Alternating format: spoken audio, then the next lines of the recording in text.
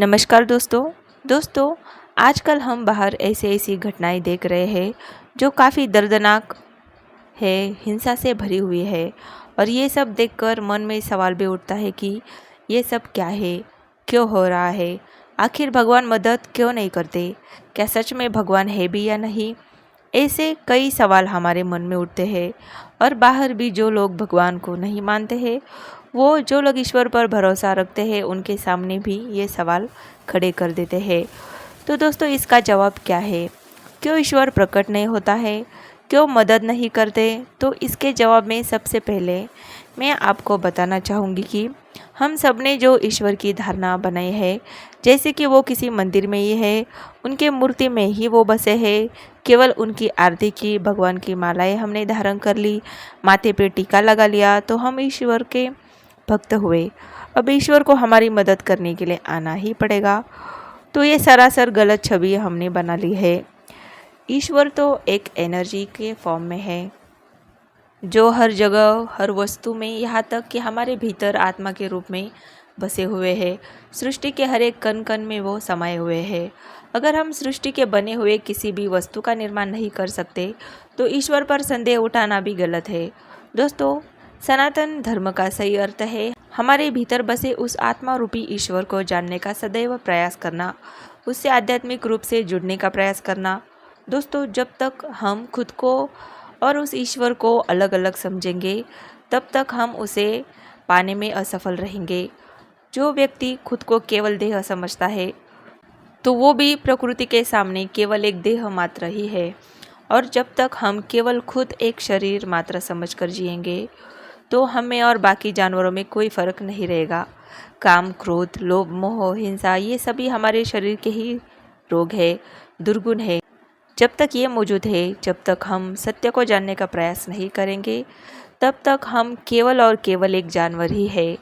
और जानवरों से हम दूसरे अपेक्षा भी क्या कर सकते हैं।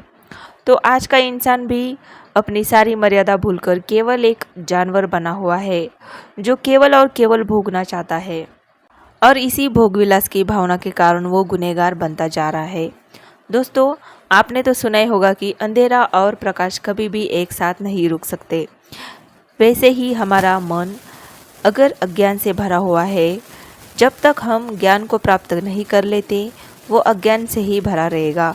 इसलिए आज सबसे ज़्यादा ज़रूरत है अध्यात्म की, उसका सही मतलब समझने की।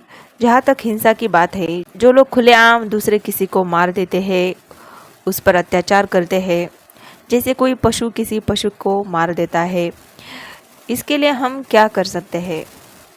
दोस्तों, भगवान श्री कृष्ण ने भगवद गीता में साफ साफ लिखा है कि आत्मा को कोई भी मार नहीं सकता, वो अजन्मा है। मतलब साफ है कि मारने वाले व्यक्ति केवल दूसरे व्यक्ति के देह को मार सकती है, लेकिन कोशिशों के बाद भी वो उसके आत्मा को कुछ नहीं कर सकती, वो उसे छू तक नहीं सकता। और वो खुद ये भूल जाता है कि एक ना एक दिन उसका खुद का देह भी उसे छोड़कर जाने वाला ही है। समय उसको मात ज़रूर देता है, लेकिन अहंकार के कारण वो ये भूल जाता है। दोस्तों, भगवान हमेशा अपने भक्तों के साथ रहते हैं, लेकिन भक्ति भी उतनी ही निर्मल और निस्वार्थी होनी चाहिए। तो भगवान पर संदेह उठाना गलत बात है। क्या उतने पवित्र हम खुद को बना पा रहे हैं? इसके ऊपर भी ध्यान देना ज़रूरी है। दोस्तों, कई सारे ऐसे संत हमारे भारत में हुए हैं जिन्होंने परमेश्वर का साक्षात्कार महसूस किया है। कई सारे ऐसे चमत्कार संभव है और ईश्वर उन्हें कर सकता है। भगवान न मानने वाले केवल और केवल अपने मैं में ही जीते हैं। उनके अहंकार उन्हें कभी भी ईश्वर पर भरोसा करने नहीं देता। तो जो लोग ईश्वर पर भरोसा करते हैं, जो ईश्वर के नाम जप पर श्रद्धा रखते हैं, तो उन्हें अपने भक्ति में लीन जरूर रहना चाहिए।